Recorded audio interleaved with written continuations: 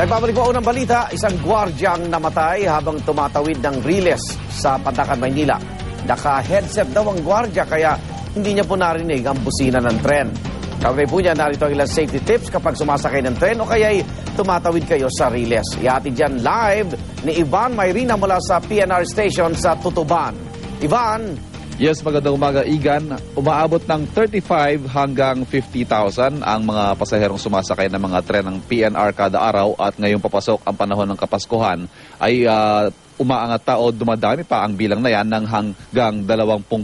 Kaya maliban sa kaligtasan natin sa tuwing tayo tumatawid sa Riles, pag-uusapan din natin ngayon ang kaligtasan naman ng ating mga pasahero na sumasakay ng tren. At para pag-usapan yan, makakasama natin ngayon si Ginoong Lito Nierva, siya po ang Department Head ng Philippine National Railways Transportation Department. Mr. Nierva, magandang umaga po sa inyo. Magandang umaga.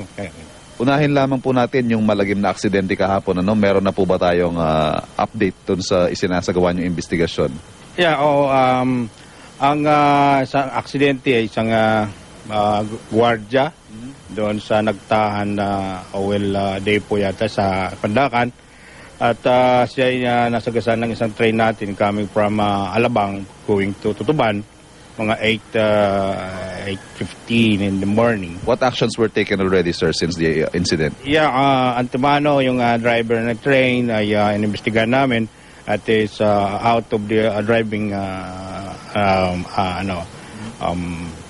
duty sa commuter. At further investigation showed that yung gwardiya na nasagasaan ay biglang tumawid. Pumasok siya doon sa illegal na gate ng fence, perimeter fence ng Riles o ng tracks. And then, diretso siya sa Riles, hindi man lamang siya tumingin ng kaliwat kanan para i-verify kung may train nga at siya nasagasaan ng train. Yun po yung kaligtasan sa pagtawid sa Riles, yung siguro kung meron ng barrier dyan, kung may naririnig na tayo, stop, look, and listen, ika nyo nga. Yes, sir. Itong pinangyarihan, hindi sa level crossing basta mayroong ginawang gate, parang opening doon sa tulay, sa bakod, at siya ay doon lumusot, diretso sa Riles. So walang barrier kami doon, at ang pinapakiusap namin sa mga pedestrians na ganyan, sana naman bago sila tumawid sa Riles ay tumingin muna at kaliwat kanan para makita nila kung may parating na train at maiwasan na aksidenteng ganito. At kung wala naman talagang daanan doon, wag na nating pilitin daanan. May iba naman po tayo, yung mga sumasakay naman po sa ating mga tren, baka meron tayo mga safety tips pa rin na nais ipaalala sa kanila. Opo, dahil ito'y papunta na tayo sa Christmas season sa December. Usually, tama yung sinabi nyo na 20% ang increase. And during this time, talagang napakarami ng pasahero, kaya pinapayuhan namin yung mga pasahero namin na mag-ingat sa pagsasakay, huwag magtulakan, at yan naman sila naman makakasakay. At kung talagang punong-puno na ang train, huwag na magpilit na magsumakay dyan. Isa pa, sa loob ng train ay pinapayuhan namin, inaanan namin ng mga pasahero na huwag silang sisiksik doon sa malapit sa pinto kasi pagbukas niyan, baka sila maipit nung pagbubukas ng pinto.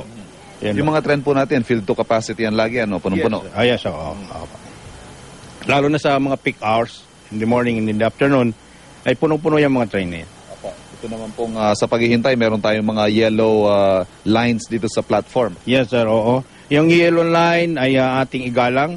Huwag tayong susobra doon sapagkat na parating ang train, baka kayo mahagip pagka kayo ay sumobra doon. So ang yellow line ay linya para sa kaligtasan ng mga pasahero na naghihintay sa platform. Siguro po ang pwede nating bigyang diin sa ating mga kababayan, yung kaligtasan po natin, nasa sa atin din, And the moment na naging kampante tayo, lalo tayo makokompromiso. Opo, laging ang pasahero ay dapat talaga nag-iingat sa kanilang pagsasakay sa train. Lalo pag yung pababa o pasakay man, huwag sana tayong magtulakan. At hayaan mo nang huminto ang train bago sila kumilos sa loob at bumaba. Di naman yan aalis hanggang hindi kayo nakakababa. Okay, Ginoong Lito Nierva, Department Head ng PNR Transportation Department. Maraming salamat. Magandang umaga po sa inyo.